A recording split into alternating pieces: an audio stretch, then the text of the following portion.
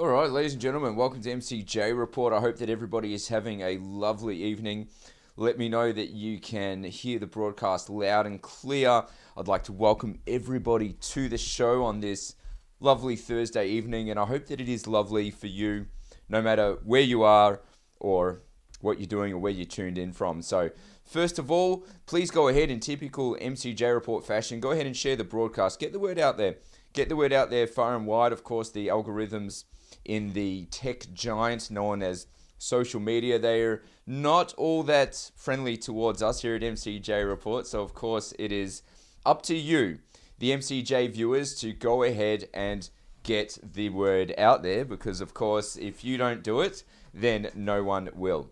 So it's Thursday, guys, and it's another MCJ Report. I've got some pretty interesting things to talk to you on the show tonight. We're going to go into a little bit of detail about some training drills that the ADF is currently engaged in relation to what they refer to as population protection, which is in regards for dispersing riotous crowds, making arrests, and dispersing large amounts of people during instances of civil unrest and that sort of thing. We're also going to be talking about some legislation that's before the Victorian Parliament at the moment in relation to the changes the government wants to make in how our health records are kept. That's right. So yet again, we're looking at another very broad centralized database that will ultimately have the objective of collecting and storing the private medical and health data on all Victorians. And unfortunately, as opposed to in the past, there's no opting out of this one. So the government has really dug their heels in, and I think we all know where this is going, ladies and gentlemen. But you know what? You need to keep a smile on your face and just keep marching on forward, because at the end of the day, knowledge is power, and those who are ignorant will never be able to bring about change. And ignorance is not power, just for the record. Just wanted to put that out there. Alrighty, so what do we have, ladies and gentlemen? Let's have a bit of a talk here. No, we're not starting there. Alrighty, so this Saturday, if you're in Melbourne, no jab, no heart, Alfred Hospital is denying Vicki heart transplant surgery due to her vaccination status. So that's taking place this Saturday, February the 18th, at the Alfred Hospital here in Melbourne. That is 55 Commercial Road, Melbourne. So if you're in Melbourne, or if you're going to be around this weekend, of course, this is most definitely a worthy cause.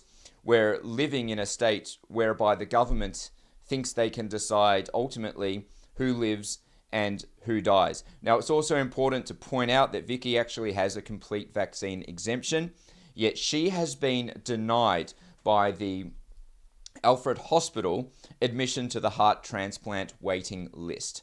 That's right. So we say this is unacceptable, and I think we all need to recognize that an attack on one is an attack on all. Today it's Vicki, tomorrow it's us. Vicki may as well be our wife, our mother, our sister, our daughter, or our cousin. So if you're in Melbourne, if you can make it down, once again, that is this Saturday, sorry, it's not the 18th, February 25th. I've got the wrong poster there. February 25th at 10 a.m., Alfred Hospital, 55 Commercial Road. All right, so hopefully you guys can make it down. Now, I've got some other interesting little news that I wanted to have a bit of a talk to you about just before we get stuck into the guts of the program. Some of you may have seen this, actually. It was across some international media the other day. We see Idaho bill would criminalize giving mRNA vaccines. That's right. So what we see are two courageous lawmakers from the US state of Idaho in their state parliament, or the equivalent of course, in the United States. They don't refer to their building as a parliament, but that's an Australian term. Two brave women have put forward this bill, and they've gone against the grain. We have been calling for this here in Australia. Would very much like to see the same. I actually reached out to one of the senators. I've been corresponding with one of the US lawmakers, and her name is Tammy Nichols, and she has agreed to come on MCJ Report to talk about the bill, the ins and outs. So I'm very much looking forward to having her on the show, and hopefully she can inspire our lawmakers here in Australia to follow suit and to stand up and seek to introduce something similar. Even in the event the bill is struck down, and let's face it, it will be, it's still, in my opinion, good for our members of parliament to introduce such bills, because it creates a public discussion, and public discussions lead to public awareness, and that is indeed something whereby we can take that to move forward. As I said before, knowledge is power. We want as many people to be informed what the options are, and only with a true united effort can we move forward. So hats off to the two lawmakers there from Idaho. Alrighty, so let's get this show started, shall we, ladies and gentlemen? I'm just making sure that we're all connected here. All right, I see that Facebook is indeed connected. We see YouTube is connected there. Just checking the chat to make sure that that is on. I see Harps, I see Betty, I see Marianne. Alrighty, so something probably going on with the MCJ feed tonight. Hopefully you can hear me loud and clear, but we quite potentially see some funny games being played by Facebook, wouldn't you say, ladies and gentlemen? We generally have a much bigger crowd, so I think that's very telling of some certain factors at play. But nonetheless, we will smash through this show, and we will get the job done. Alrighty, so starting off, the ADF kicks off population protection drills. Alrighty, I'm going to show you the video. I'm going to show you the video in just a minute, ladies and gentlemen. So what we're talking about here are training exercises whereby the ADF are effectively equipped with the tools and tactics for dispersing large, violent crowds, okay? So measures that can be used during protests, during civil unrest, etc. I've got a video here of the training. Take a look.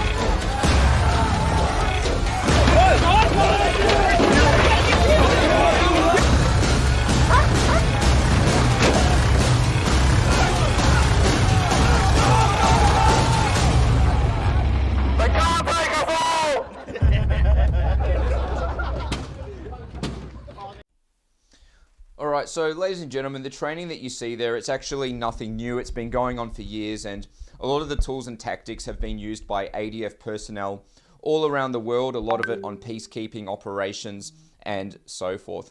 But of course, the question that we need to be asking ourselves is, could the ADF in the future potentially be deployed domestically to handle, for example, protests, or should there be an occurrence of civil unrest here in Australia? And given the times we're living in, I really don't think it's a question that is out of the ballpark to at least be asking. We, of course, look back over the years during COVID, and we remember that various tactical police units were indeed deployed to the streets for the objective of really the same thing.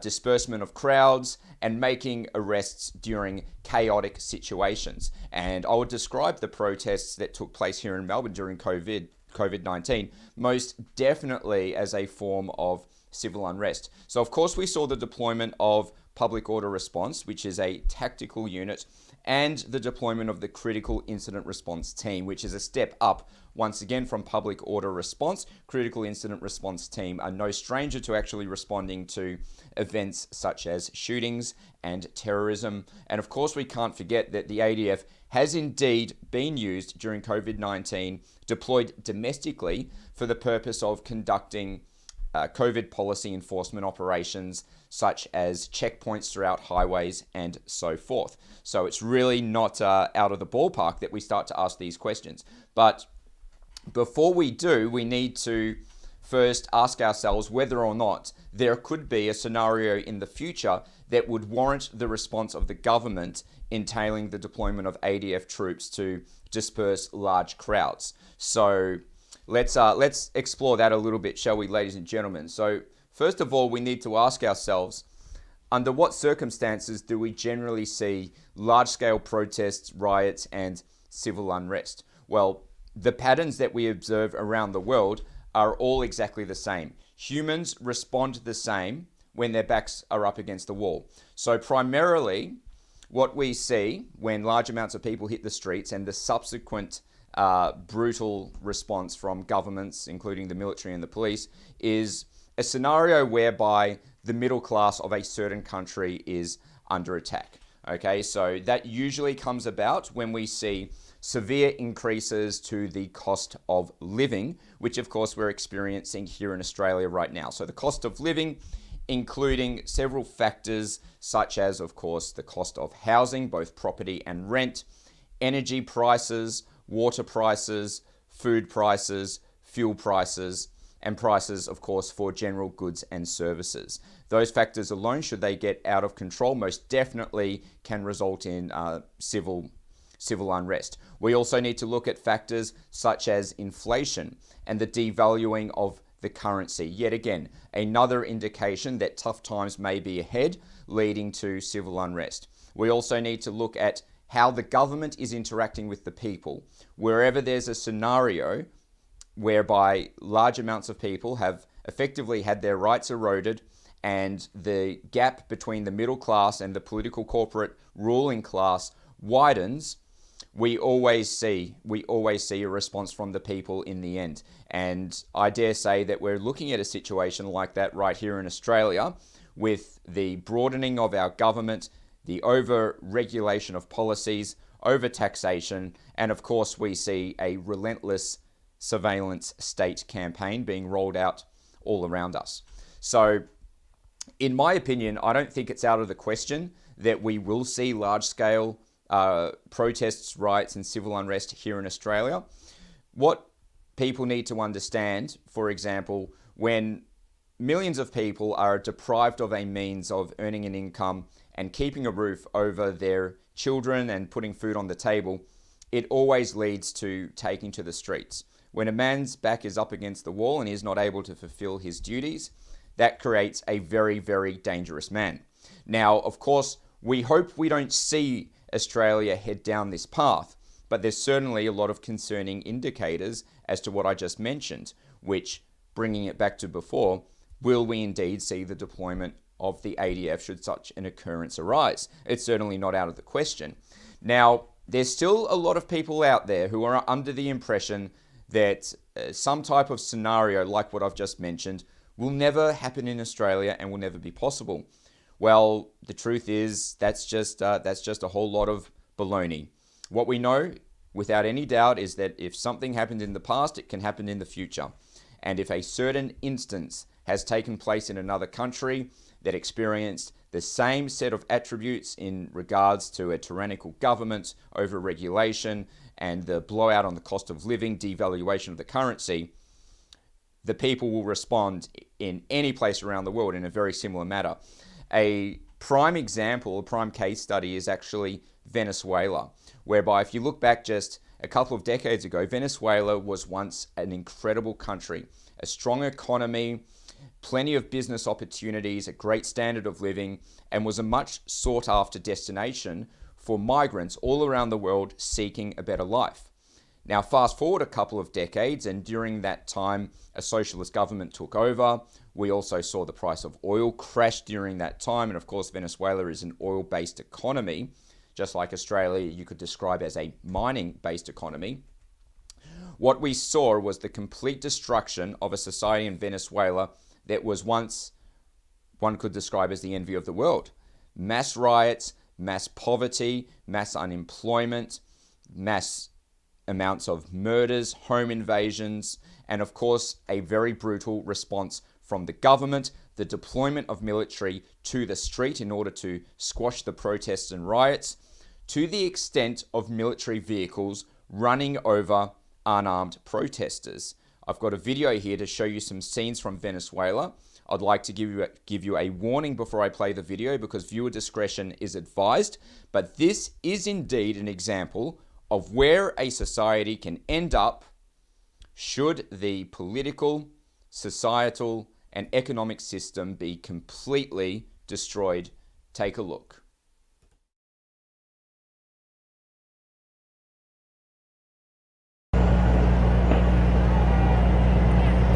Mierda, marico. Uf.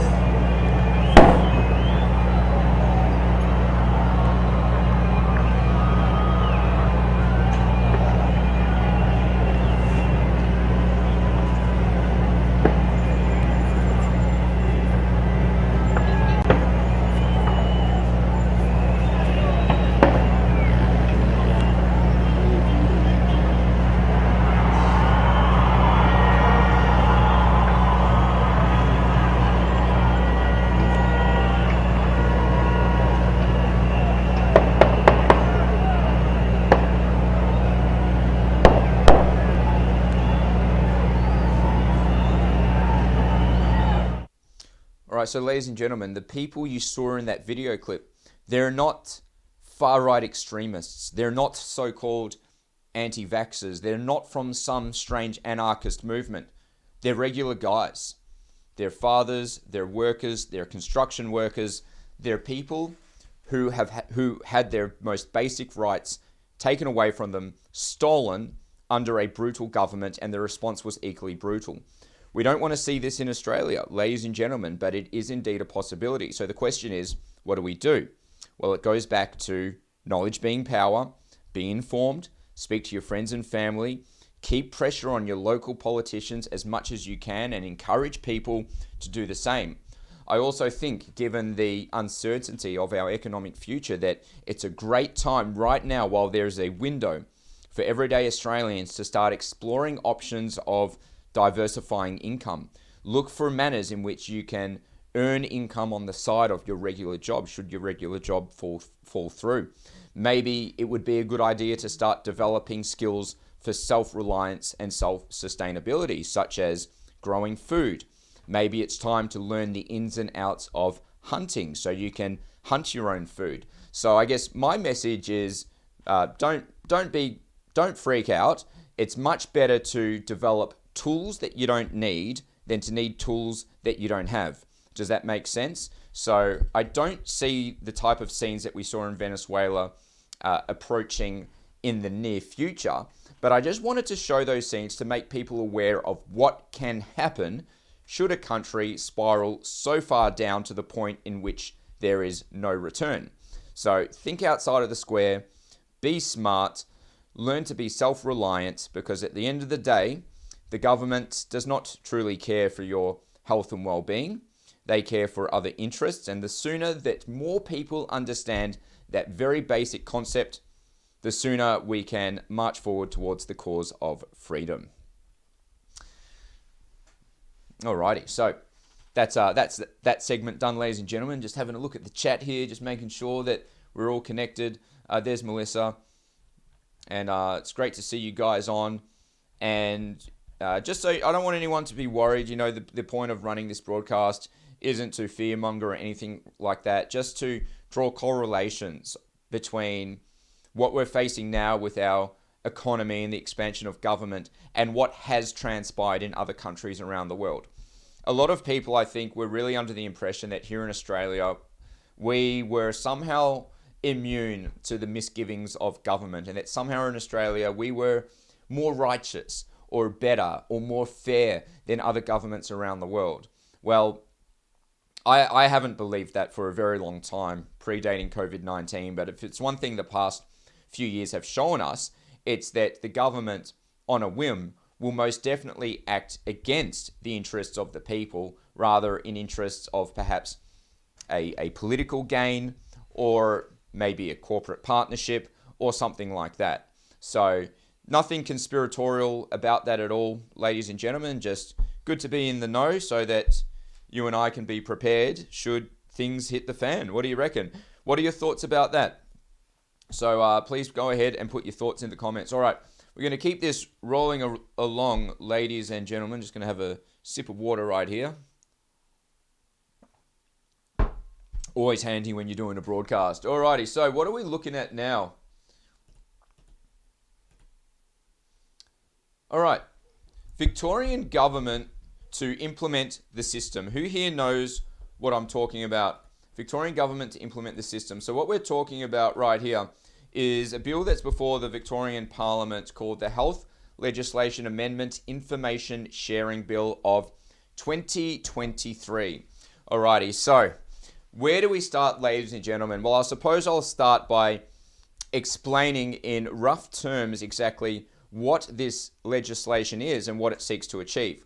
So at the core of this bill is the introduction of a centralised database that has been coined the system. Okay, so the system sounding a little bit Orwellian in that regard, I would say, ladies and gentlemen. So the function of the system is to record and store all medical and health data from Victorians. Okay, so the way it works is all medical and healthcare professionals need to submit patient information to the quote system. All right, so doctors and medical and healthcare professionals who fail to comply in handing over patient data, they'll be facing an array of different offences. They could be charged and they could be facing penalties. Now, unlike in the past where we've seen MyGov and other types of government-run health records, Victorian citizens do not have the option to opt out of this service. That's right. So Victorians have been stripped of their right under this legislation to not consent for their personal medical and health data to be shared to this government-run database, once again referred to as the system. Now, some people at home may be thinking, well, hold on a second. Here in Victoria, we have a Charter of Human Rights that entitles us to the right to privacy. You might be thinking that. Well, ladies and gentlemen, let me say that that doesn't matter. There's no rules anymore in Victoria. The members of Parliament, especially in Daniel Andrews' cabinet, they're able to draft whatever bill they want and justify it by whatever means. So the health minister, for example, who goes by the name of Marianne Thomas, she has actually declared that this bill and the quote system, the mandatory collecting of private and sensitive data, is in fact not a violation of Victorians' privacy rights, because it has been collected for the purpose of providing medical treatment to the person. That's right. So that is the extent to the excuse the government has given to justify this arbitrary action to collate all citizens' private data in a centralised database. They say, well, it's not a violation of your privacy because we're doing it for your own good. That's right. So don't ask any questions, ladies and gentlemen, because in the state of Victoria, ignorance is strength. Now, there's a lot of problems, of course, that we see with this bill, ladies and gentlemen, and I'm sure that you're sitting at home and you can probably rattle off a whole bunch of them as you're listening to this broadcast and listening to me speak. So I'm going to share with you some of my concerns, and you can tell me how you feel about it. So, first of all, we of course see the scope for abuse. Now, let me ask you a question. Do you trust the government to handle all Victorians' medical and health data in one place? What is the answer to that? Since when did all people blindly trust the government? We know that, for example, during COVID-19, the contact tracing data was used in multiple instances for police investigations. So how do we know that such misuses of data will not occur once again with this system? Alrighty, so 2, high risk of cyber theft. That's right. Of course, the problem with a big centralized database is that should some hackers be successful in infiltrating this database, all data, all health and medical data of Victorians could very well be up for grabs. Now, there's an old wisdom out there, ladies and gentlemen, which is you don't put all your eggs in one basket, right? It's pretty simple stuff. Let's just say you've got $1 million in gold. Would you be better off storing that $1 million in one location or breaking it up over, say, 20 locations? Worst case scenario, if one location gets raided, you still have 19 out of 20 lots of gold. Seems like a smart way to approach things. So all data in one place, not good, high risk. Of course, this is a violation of human rights. Now, just because the government has come out and said, courtesy of the so-called health minister who really has no proper background in health or anything like that, Marianne Thomas has said, well, it's not a violation of your human rights because it needs to be done for providing medical services. All right? Ignorance is power, she says. But no, this is indeed a violation of our human rights, a very basic human right. And as declared by the Universal Declaration of Human Rights is, of course, the right to privacy. And let it be known that in a society whereby the government knows everything about the citizens, you have tyranny. In a society where the citizens know everything about the government, you have democracy. Which side of the fence do you think we're sitting on, and where do you think we're heading? This is also a violation of the sacred doctor-patient relationship. Doctors, of course, having a strong tradition of keeping their patients' data private. Well, that's completely been thrown out the window right here in Victoria. Number 5, the government may sell your medical history and data. Is that really that hard to imagine, ladies and gentlemen? Some people would say, well, no, the government would never sell my personal information. Yeah, well, how about Vic Roads? Vic Roads, the holder of our personal addresses, our driving history, and so much more, privatised by the Victorian state government, sold for billions of dollars to hedge funds and superannuation companies, whereby there are most definitely international stakeholders. So what's to say that the Victorian government won't simply gobble up all our data and then just sell it off to the highest bidder? And then maybe Daniel Andrews will, well, it might not be him in power, but maybe someone similar, will take the investment, and contribute it towards perhaps the so-called Victorian Futures Fund, which the declared function of that particular fund is to invest smartly in order to deliver returns for Victorians. Now, once again, we don't trust the government to invest our money. We don't trust the government to pour a glass of water. And we certainly do not trust the government to be in complete control of our medical and health data. Number 6, potential for commercial conflict of interest. All right, so the government, in typical fashion, not being forthcoming in regards to the commercial contracts involved. Who has been commissioned to manage this database? Who are the stakeholders? Will there be elements managed from overseas? Could there be a conflict of interest in the deal? How do we know for sure that our members of parliament have not engaged in dealings that they should not be engaging in? Think back to the early days of 2020 when Greg Hunt, the former federal health minister, got together with the Chinese consul general and also Andrew Forrest and got up at a press conference and announced to the world that Australia had entered into a marvellous contract to purchase 10 million PCR tests. All right, problem number 8, civilians who do not comply may be refused medical treatment. So, should you stand up for your right to privacy? Well, sorry, no treatment. No treatment for you. You can go somewhere else and you can suffer on your own. 7. What's going on here? 7, 8, I think the numbers are a bit jumbled up. You'll have to excuse me for that. We see, of course, the advancement of the Big Brother surveillance state. So, of course, we think about the digital ID, the director's ID, the centralization of our personal data, including our finances, our debt, our employment, the rolling out of the 20-minute neighborhoods, the surveys conducted locally whereby citizens are now taking with them GPS devices and having that data reported back to the government. Of course, we've seen an extraordinary amount of surveillance cameras installed right here in Victoria.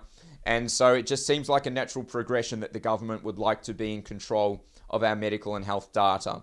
The government will not be satisfied until they control a true central database of our identity.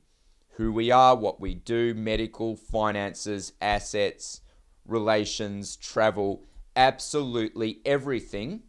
And it's just not a conspiracy. This is normal stuff, including to the people who draft policies at the World Economic Forum. It's called centralization of data, digital identity. It's referred to as global governance.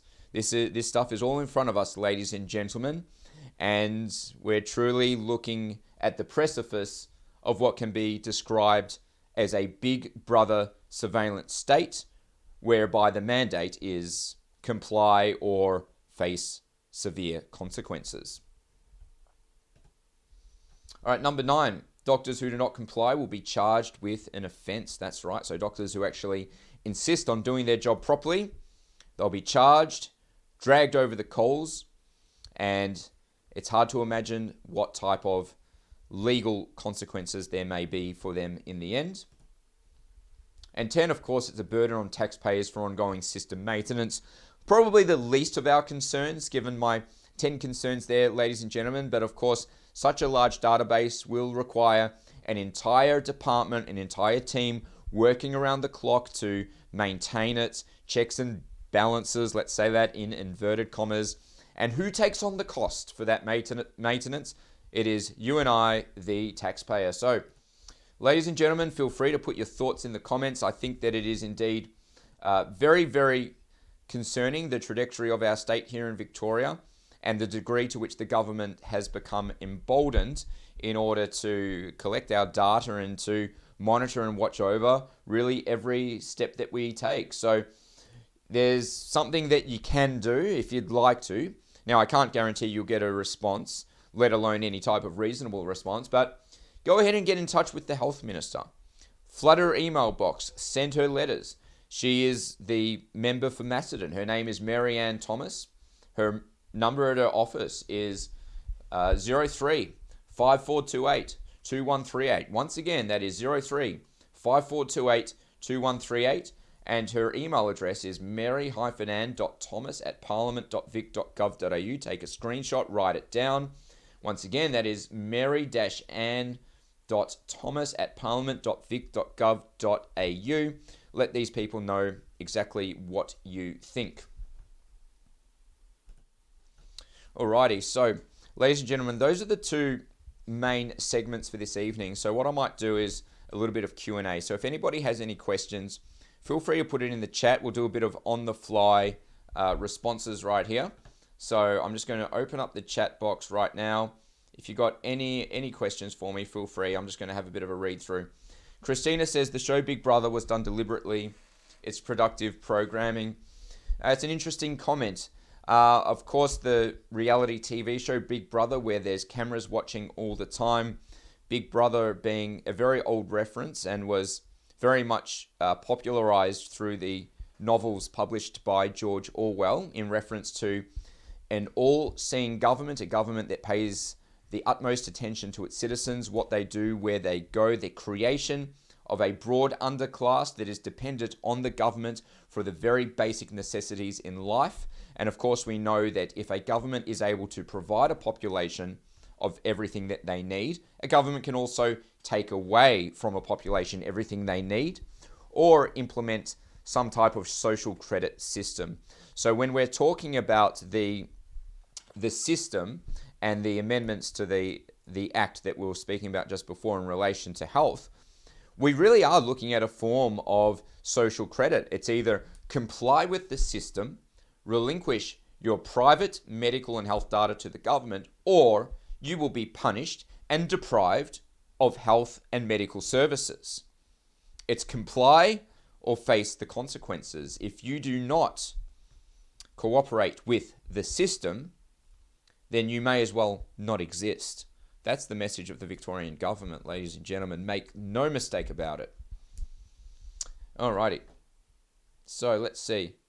There's Freddie. So Freddie's talking about Glenn Drury. All right. So I don't know his exact whereabouts. I'm not Big Brother. You'll have to ask the government. The government probably knows exactly where he is right now. But my presumption is that he's probably gone back to Sydney, back to his private yacht. I'm sure that he's relaxing, taking it a little bit easy after the Victorian state election. For sure, there were a few parties that were able to get elected based on his dealings. So Glenn Drury, I'm fairly certain would have pocketed a very substantial amount of money, or he may be in the process of receiving ongoing payments for his quote services. And as it stands at the moment, he's probably just relaxing on his boat. So that's the only update I have on the front of Glenn Drury, but I dare say that it won't be the last time that people hear from him. There's Julie right there saying, smart cities, that's right. Is it too late? Well, all we can do is keep learning, keep pushing back, Julie, because we saw some very, very big awakenings over the past few years. And if there's one message that I have for my fellow Australians, it's don't give up on each other. Don't give up on yourself. Don't give up on your fellow Australian brothers and sisters. In numbers, there's strength. And with the strength of the people, I dare say that nothing is impossible. And there's Nikki there. Nikki, how you going? It's great to have you here. Great to see you. There's Matthew asking how I am. Thank you for asking. I'm going pretty good. Just doing what I do. MCJ Report once a week on Thursday evenings. That's right. And the individual segments from the show are cut out and uploaded during the week. So I'd like to thank everyone that's here, of course. Louise says the purpose of the Victorian Future Fund is not to invest taxpayers' money wisely for the benefit of the state. It's to fund the long service retirement and superannuation benefit liabilities the government has as an employer of the public service. Louise, thank you very much for your insight right there. And we definitely appreciate your commentary. I can see that it's coming from a good, productive place. And I think that is simply reminiscent of the language used by the government. When we see the overt use of euphemisms, don't we, ladies and gentlemen? Whether it's a safety plan or Victoria's future, it sounds all pretty good on the surface, doesn't it? We're investing in Victoria's future so that you can raise your kids, and we can ensure that Victoria is a great place in which to live. But whereby you look beyond the surface and you find that there's a very, very different intention. Another example is, say, population protection.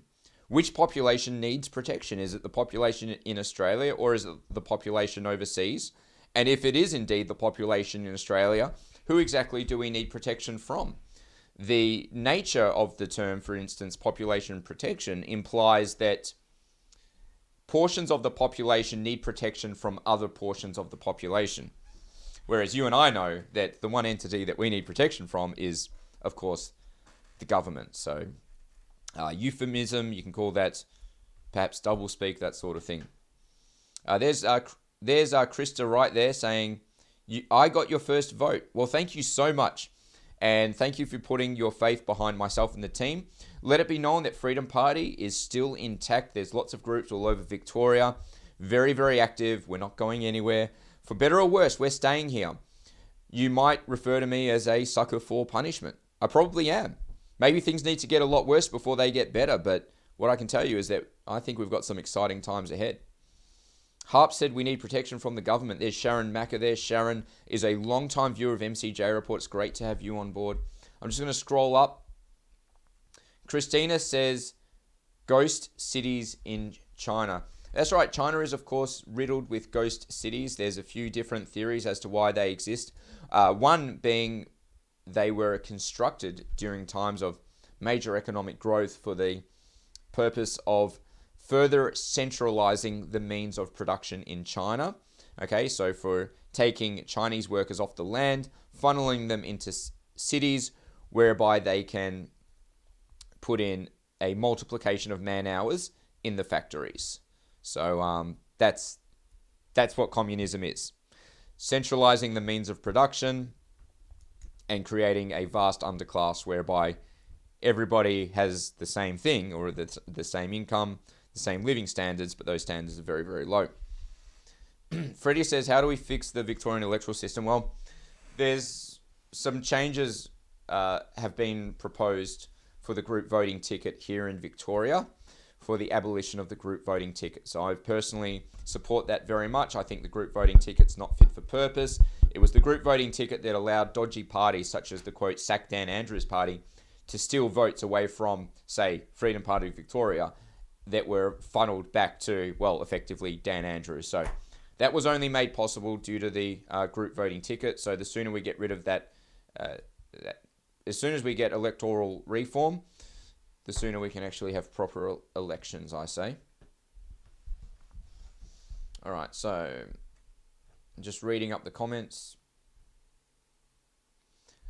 Lee says maybe it's time to leave Victoria. Well, we need people here for the pushback. If all the freedom-loving people leave Victoria, then what chance does the rest of us have?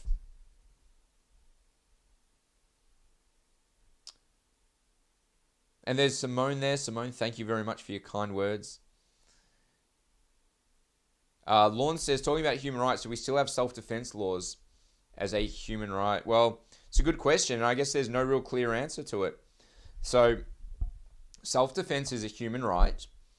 The right to not be assaulted should reign supreme over anything else. The right to not have one's body violated should reign supreme over any other right. Who here agrees with that?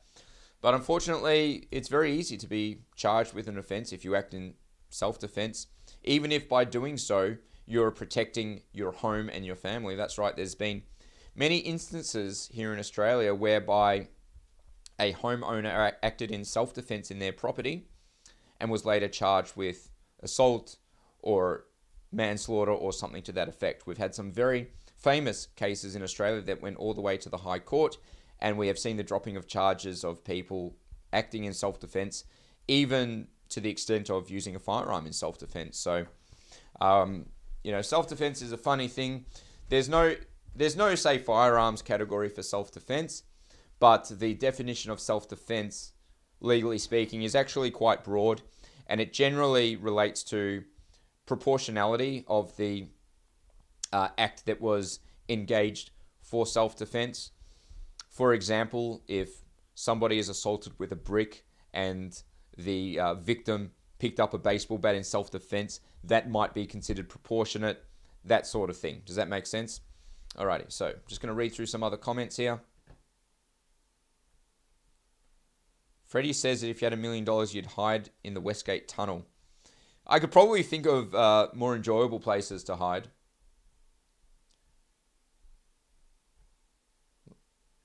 Shane says, good to meet me at the Kelly. Shane, mate, you're an absolute legend. Thanks for coming down. Big shout out to everyone at the Caledonian Hotel in Singleton. Thanks for having me. Absolutely loved it. Great bunch of people. Just absolute pro-freedom. Love them. Can't say enough good things about Shane, Brad, the Caledonian, and everyone else that was there. I'm just reading down the comments. Krista says that your daughter and family are leaving Victoria because her hubby can't be a firefighter, but he can in Queensland. That's such a shame. It's such a shame, of course, seeing our first responders deprived of being able to fulfill their duties. I think it's just absolutely disgraceful. Nikki says, if you have corrupt police, judges, lawyers, you will never win. Well, you know what? Again, call me a sucker for punishment, but I just refuse to believe that we're ever out of the fight. You know what? You're never out of the fight if you've got blood pumping through your veins, oxygen in your lungs. You are in the fight, okay? And just because something is difficult or appears insurmountable does not make that challenge impossible. Perhaps very, very difficult, perhaps very improbable, but not impossible. That's right, Christina. Freddie says, let's make Victoria a great place to live again. 100%. Get on board. Sign up. Head on over to www.mcjreport.com. Sign up your email. Get the email notifications. And let's get busy, folks. So lots of on-the-ground action. I'm going to be around. I'm not going anywhere. And this is our country, right? We have a big, beautiful country. And it is too beautiful to simply sit back and let those who are unworthy steal it from us and our children and future generations. Can't allow it to happen, folks. Australia is worth fighting for. Long live our country. And on that note, I'd like to thank everybody for tuning in. And there's a funny comment right there from a Louise saying, we might have blood pumping out of our... It's a funny comment right there. I like it. Well, you know what? Sometimes you need these things to feel alive. And you know what they say? If you're not moving forwards, you're moving backwards. If you're not laughing, you're crying. So don't stop laughing.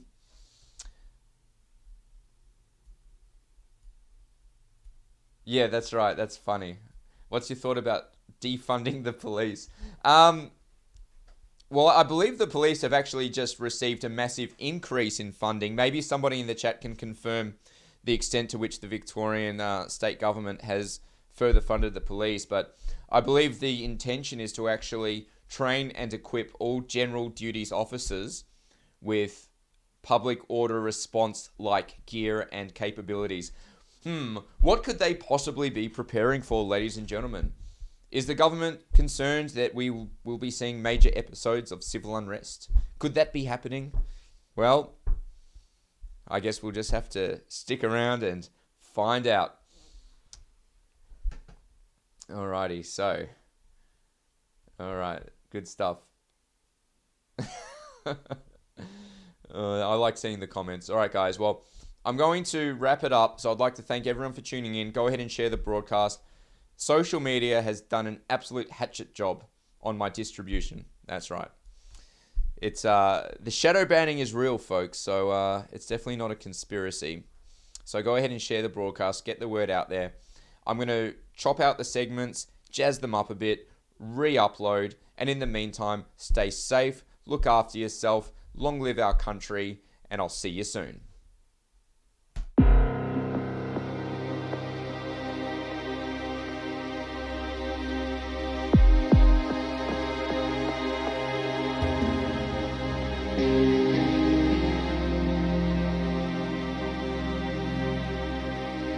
Mm-hmm.